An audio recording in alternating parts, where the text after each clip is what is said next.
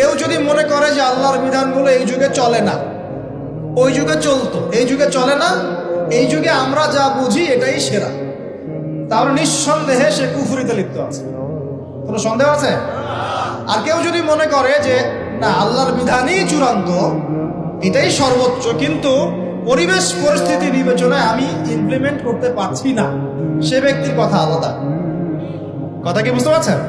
আমাদের আকীদা পরিষ্কার করতে হবে না? তাহলে এখানে আপনি খলিফার সংজ্ঞা পেলেন, খলিফার কাজ কি সেটাও পেলেন।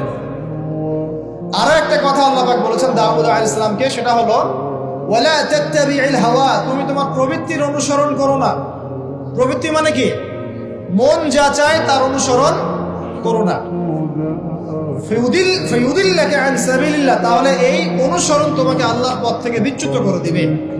ইন্নাল্লাযীনা ইউদিল্লুনা আন সাবিলিল্লাহি লাহুম আযাবুন শাদীদ বিমা নাসু ইয়াওমাল হিসাব, যারা নিজের মন গড়া প্রবৃত্তির অনুসরণ করেছে তারা আল্লাহ পাকের সরল পথ থেকে বিচ্যুত হয়ে গেছে, এবং আল্লাহ পাক তাদেরকে কঠিন শাস্তি দিবেন, কারণ তারা কিয়ামতের দিনটাকে ভুলে গেছে।